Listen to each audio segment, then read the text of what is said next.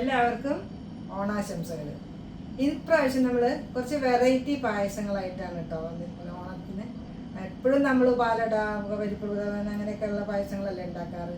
അപ്പോൾ എല്ലാവരും വെറൈറ്റി ആഗ്രഹിക്കുന്നവരല്ലേ. അപ്പോൾ ഇപ്രാവശ്യം നമ്മൾ നല്ല വെറൈറ്റി പായസങ്ങളാണ് കേട്ടോ. വെറൈറ്റി ഇഷ്ടപ്പെടുന്നവർക്ക് വെറൈറ്റി പായസങ്ങൾ അപ്പോൾ ഉണ്ടാക്കി നോക്കാം. ഇപ്പോൾ ഇപ്രാവശ്യം നമുക്ക് അത് ട്രൈ ചെയ്ത് നോക്കാം.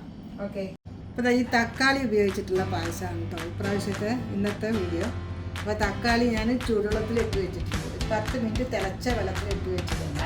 ഇപ്പോൾ ഒന്ന് തണുത്തിട്ടുണ്ട് കേട്ടോ. അപ്പോൾ അത് നമുക്കൊരു പാത്രത്തിലേക്ക് മാറ്റാം.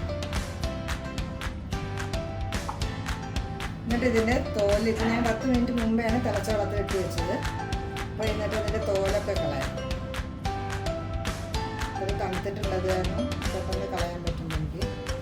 നിങ്ങൾ ഇട്ട ഉടനെ കുറച്ച് തണുത്തതിന് ശേഷം ആ തോല് കണ്ടോ ഇങ്ങനെ ഇങ്ങോട്ട് വരും.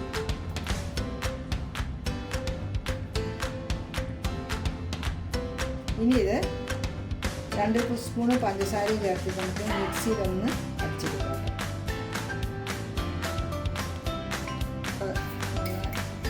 2 വലിയ സ്പൂണ് പഞ്ചസാര ചേർത്തിട്ടുണ്ട്. നമുക്ക് ഈ തക്കാളി ഇട്ടിട്ട്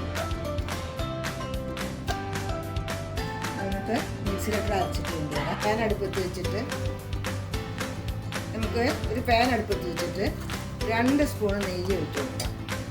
ചൂടായി പാന് ചൂടായതിനു ശേഷം 2 സ്പൂൺ നെയ്യ് ഒഴിച്ച് കൊടുക്കാം കേട്ടോ.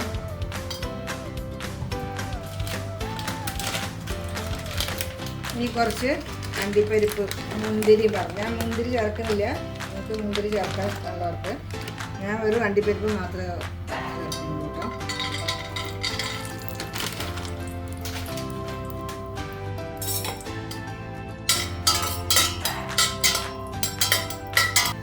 അണ്ടിപ്പരിപ്പ് റെഡി ആയിട്ടുണ്ട്. ആ നെയ്യിലേക്ക് തന്നെ നമ്മൾ അരച്ച് വെച്ചിരിക്കുന്ന തക്കാളി ഒഴിച്ചു കൊടുക്കാം.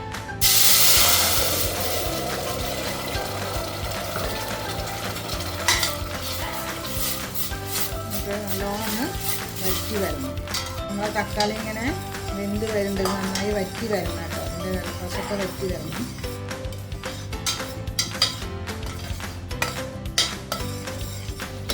അപ്പം നമ്മുടെ തക്കാളി നെയ്യിൽ കിടന്നിങ്ങനെ ചെറിയ തീയിലിങ്ങനെ വറ്റിച്ചെടുക്കണം കേട്ടോ. അതങ്ങനെ വറ്റി വന്നിട്ടുണ്ട് കേട്ടോ. നമ്മുടെ തക്കാളിയുടെ വെള്ളപശൊക്കെ വറ്റി ഉരുകി വന്നിട്ടുണ്ട്. ഇനി നമുക്ക് അതായത് സാഗോ പറയുമ്പോൾ ജൗവരി എന്ന് പറയും ചിലർ. അപ്പോൾ നമ്മുടെ ജൗവരി 10 മിനിറ്റ് വെള്ളത്തിൽ കുതിർത്തി എടുത്തതാണ് കേട്ടോ. അത് ചേർത്ത് കൊടുക്കാം.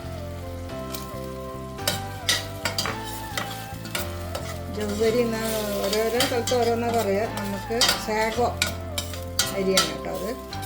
അത് പലരും പല രീതിയിലാണ് എന്താ പറയുകയെന്ന് അറിയില്ല. നിങ്ങൾക്ക് മനസ്സിലായി കാണുമെന്ന് വിചാരിക്കുന്നു. അതും ചേർത്തിട്ട് നല്ല രീതിയിൽ ഇളക്കി കൊടുക്കണം കേട്ടോ.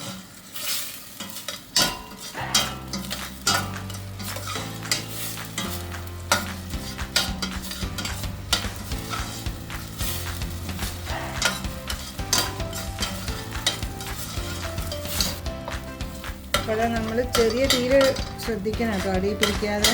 അപ്പോൾ കണ്ടോ അത് നെയ്യൊക്കെ വറ്റി നന്നായി ഈ അരിയായിട്ട് യോജിച്ച് വന്നിട്ടുണ്ട്. ഈ സമയത്ത് നമുക്ക് നാളികേരപ്പാൽ ഒഴിച്ചു കൊടുക്കാം. ഞാനൊരു 3/4 നാളികേരത്തിൻ്റെ പാലാണ് കേട്ടോ എടുത്തിരിക്കുന്നത്. അത് ഒഴിച്ചു കൊടുക്കാം.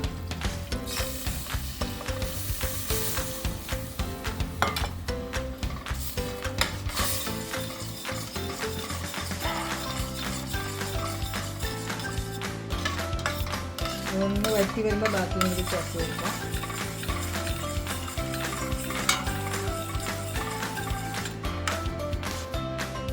അപ്പോൾ നമ്മൾ ബാക്കിയുള്ള 2ാം പാലിൽ പകുതി ഒഴിച്ചു കൊടുക്കുന്നുണ്ടായിരുന്നു. അപ്പോൾ ബാക്കിയുള്ള പകുതി പാലും കൂടി ഒഴിച്ചു കൊടുക്കാം.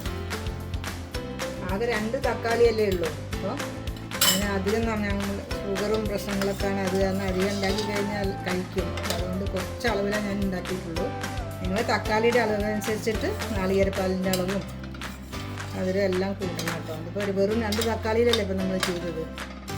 അപ്പോൾ കൂടുതൽ അളവ് തക്കാളിക്ക് അനുസരിച്ച് നമ്മൾ എല്ലാത്തിനും വ്യത്യാസം കൊടുക്കണം. ഞാനിപ്പോൾ ഇതിന് ഏകദേശം ചെറിയ ഒരു നാളികേരത്തിൽ 3/4 നാളികേരത്തിൻ്റെ പാലാണ് കേട്ടോ എടുത്തത്.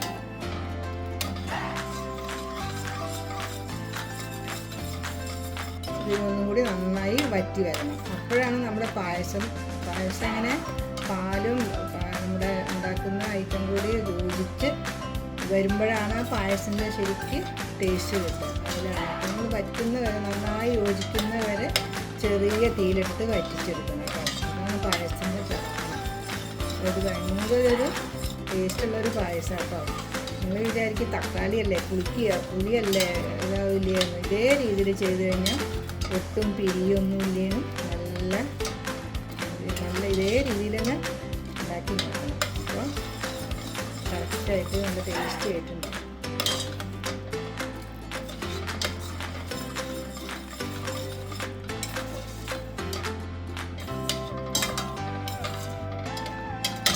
ഇത് പായസ മത്സരത്തിന് സമ്മാനം വാങ്ങിത്തന്ന ഒരു ഐറ്റമാണ് കേട്ടോ ഈ പായസം.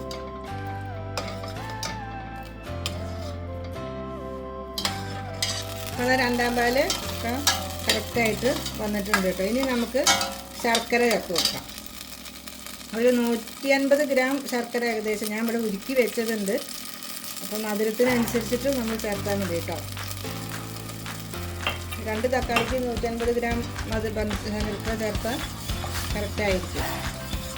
ഒരു 150 ഗ്രാം മധുരത്തിനനുസരിച്ചിട്ട് അവരവർക്ക് ടേസ്റ്റിനനുസരിച്ചിട്ട് മധുരം ചേർത്താൽ മതി, ശർക്കര ചേർത്താൽ മതി. ഞാൻ ഇവിടെ ശർക്കര ഉരുക്കി വെച്ച പാനി ഉണ്ടായിരുന്നു, അതാണ് ചേർത്തത്.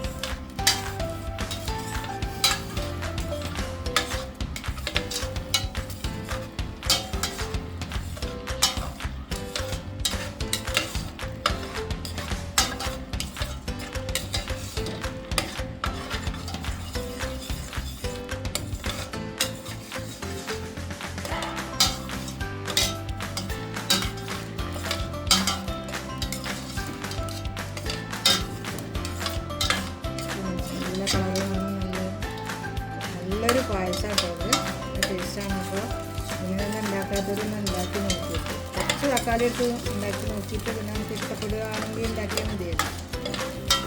അപ്പോൾ എല്ലാവരും ഒന്ന് ട്രൈ ചെയ്ത് നോക്കി. ഇപ്രാവശ്യത്തെ ഓണത്തിന് ഇതുവരെ ഇങ്ങനെ ഉണ്ടാക്കാത്തവരൊന്നും ട്രൈ ചെയ്ത് നോക്കാം കേട്ടോ. നമുക്ക് ഇഷ്ടപ്പെടുന്ന തീർച്ചയാണ്.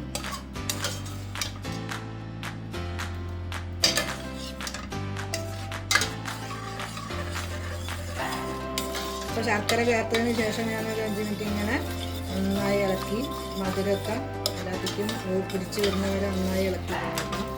അപ്പോൾ ഇതെല്ലാം നന്നായി ഒഴിച്ച് വന്നിട്ടുണ്ട്. ഇനി നമുക്ക് 1-ാം പാല് ചേർത്ത്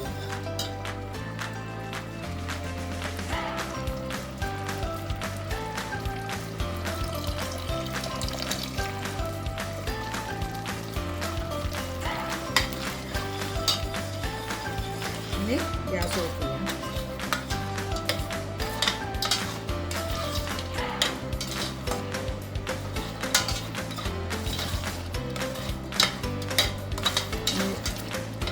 പാൽ ഒഴിച്ചതിന് ശേഷം അധികം തിളക്കണ്ട. നമുക്ക് ഗ്യാസ് ഓഫ് ചെയ്യാം. ഇനി നമ്മൾ അണ്ടിപ്പരിപ്പ് ആദ്യം വറുത്തിട്ടുണ്ട്. ഇനി നമ്മൾ ഇതിലേക്ക് കുറച്ച് ക്യാരറ്റ് അതും കൂടി ചെറുതായിട്ട് മുറിച്ചത്, അണ്ടി ചീകിട്ടാലും മതി, ചെറുതായിട്ട് മുറിച്ച് അതും കൂടി ഒന്ന് വഴറ്റിയിട്ട് നെയ്യിലാണ് കേട്ടോ, 1 സ്പൂൺ നെയ്യിലാണ് വഴറ്റുന്നത്.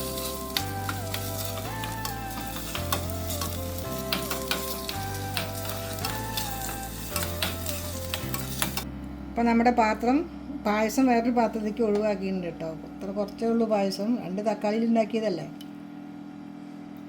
നമ്മൾ വറുത്ത് വെച്ചിരിക്കുന്ന ക്യാരറ്റ് അതും ചേർത്ത് വെക്കാം, നെയ്യിൽ വറുത്തിട്ട്. അപ്പോൾ നമ്മുടെ സൂപ്പർ തക്കാളി പായസം തയ്യാർ. തക്കാളി ആൻഡ് സാഗോ പായസം തയ്യാർ. അപ്പോൾ എല്ലാവരും ഈ പ്രാവശ്യത്തെ ഓണത്തിന് തയ്യാറാക്കി നോക്കിയിട്ട് നിങ്ങളുടെ ഫീഡ്ബാക്ക് അറിയിക്കണേ. അപ്പം നമുക്ക് അടുത്ത വീഡിയോയിൽ ഇനി കുറച്ച് വെറൈറ്റി പായസങ്ങൾ ഓരോ ദിവസവും ഇടാം. നമുക്ക് വെറൈറ്റി പായസങ്ങൾ ഇപ്രാവശ്യം ഓണത്തിന് നാളത്തെ വീഡിയോയിൽ വേറൊരു വെറൈറ്റി ഇടാം. അങ്ങനെ അടുത്ത വീഡിയോയിൽ കാണും വരെ ബൈ ബൈ.